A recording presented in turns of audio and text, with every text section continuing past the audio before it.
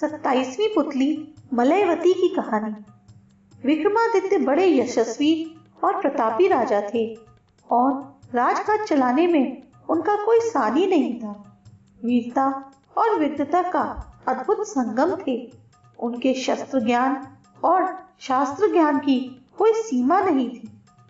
वे राजकाज से बचा समय अक्सर शास्त्रों के अध्ययन में लगाते थे और इसी ध्येय से उन्होंने राजमहल के एक हिस्से में विशाल पुस्तकालय बनवा रखा था।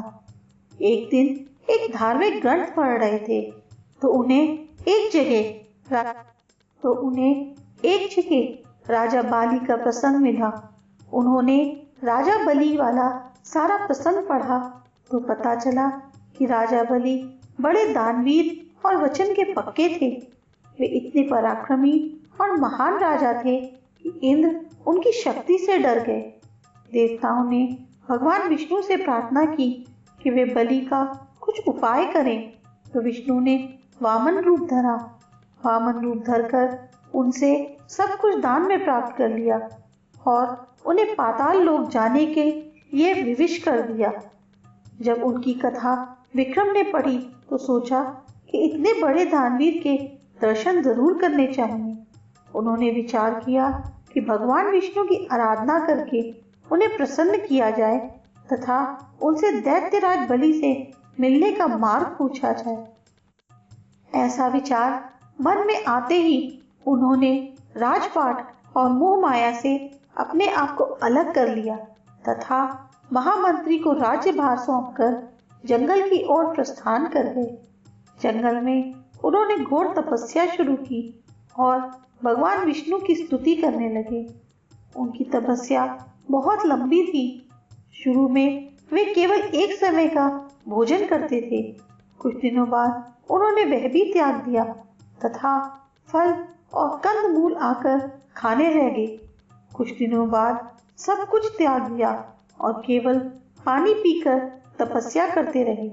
इतनी कठोर तपस्या से वे बहुत कमजोर हो गए और साधारण रूप से उठने बैठने में भी उन्हें काफी मुश्किल होने लगी। धीरे धीरे उनके तपस्या स्थल के पास और भी बहुत सारे तपस्वी आ गए।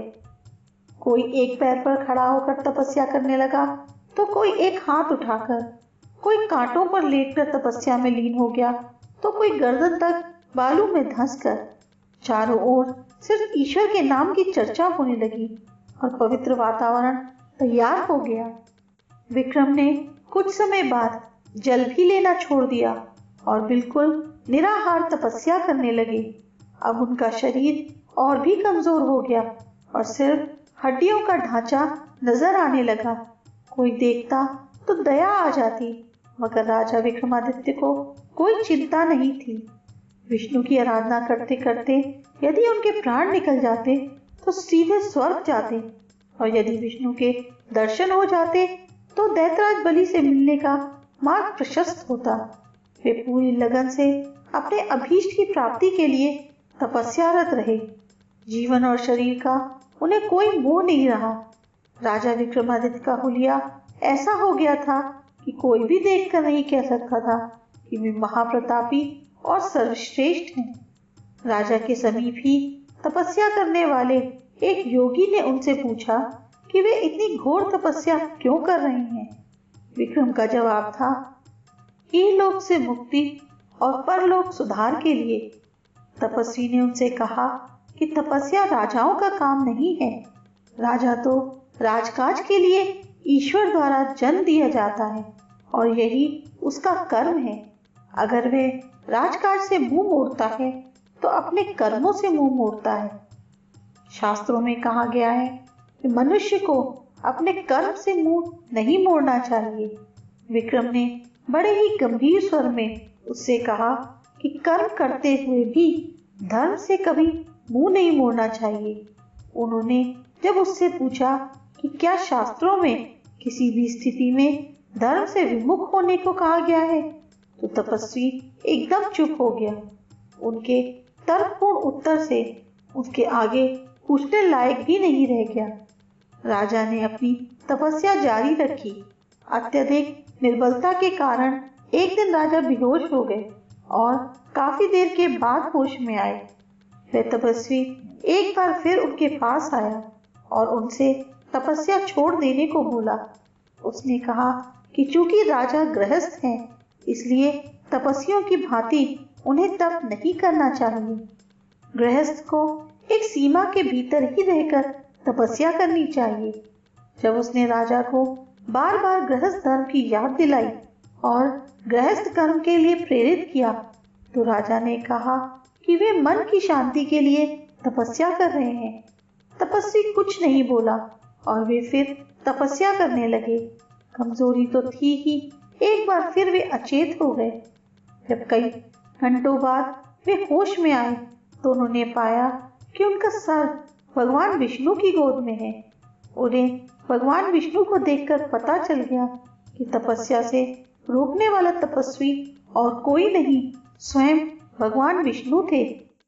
विक्रम ने उठकर उन्हें साष्टांग प्रणाम किया तो भगवान ने पूछा कि वे इतना कठोर तप क्यों कर रहे हैं। विक्रम ने कहा कि उन्हें राजा बलि से भेंट करने का रास्ता पता करना है। भगवान विष्णु ने उन्हें एक शंख देकर कहा कि समुद्र के बीचों बीच पाताल लोक जाने का रास्ता है। इस शंख को समुद्र तट पर फूंकने के बाद उन्हें समुद्र देव के दर्शन होंगे और वही उन्हें राजा बलि तक पहुंचाने का मार्ग बतलाएंगे। शंख देकर विष्णु अंतर्ध्यान हो गए। विष्णु के दर्शन के बाद विक्रम ने फिर से तपस्या के पहले वाला स्वास्थ्य प्राप्त कर लिया और वैसी ही असीम शक्ति प्राप्त कर ली। शंख लेकर वे समुद्र के पास आए और पूरी शक्ति से शंख फूंकने लगे। समुद्र देव उपस्थित हुए और समुद्र का पानी दो भागों में विभक्त हो गया। समुद्र के बीचों बीच अब भूमि मार्ग दिखाई देने लगा। उस मार्ग पर राजा आगे बढ़ते रहे। काफी चलने के बाद वे पाताल लोक पहुंच गए। जब वे राजा बलि के महल के द्वार पर पहुंचे तो द्वारपालों ने उनसे आने का प्रयोजन पूछा।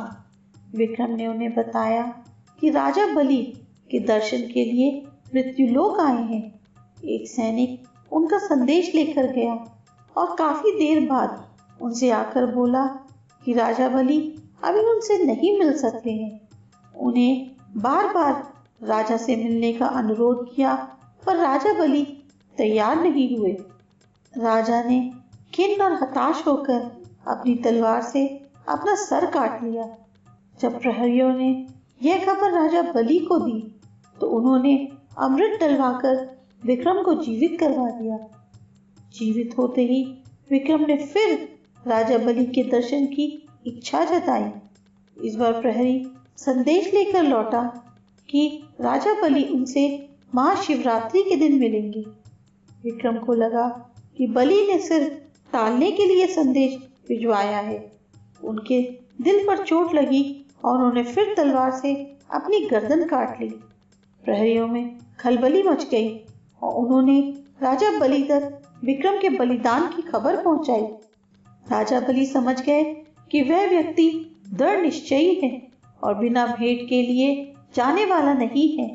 उन्होंने फिर नौकरों द्वारा अमृत भिजवाया और उनके लिए संदेश भिजवाया कि भेंट करने को वो राजी हैं।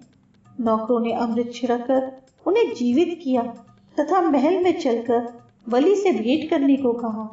जब वे राजा बलि से मिले तो राजा बलि ने उनसे इतना कष्ट उठाकर आने का कारण पूछा।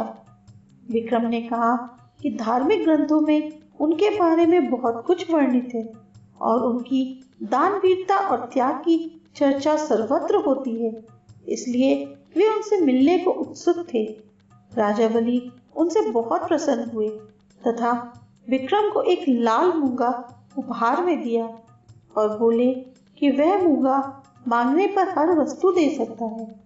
मूंगे के बल पर असंभव कार्य भी संभव हो सकते हैं। विक्रम राजा बलि से विदा लेकर प्रसन्नचित होकर मृत्युलोक की ओर लौटे। पाताल लोक के प्रवेश द्वार के बाहर फिर वही अनंत गहराई वाला समुद्र बह रहा था।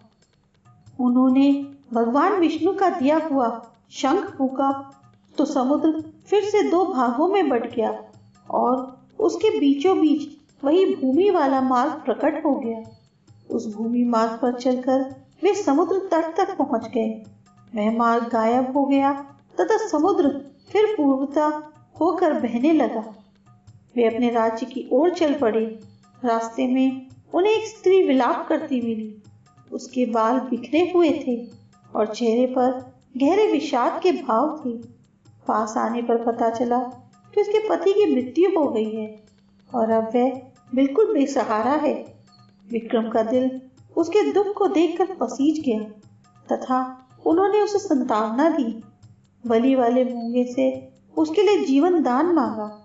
उनका बोलना था कि उस विधवा का मृत पति ऐसे उठकर बैठ गया मानो गहरी नींद से जागा हो। स्त्री के आनंद की सीमा न रही।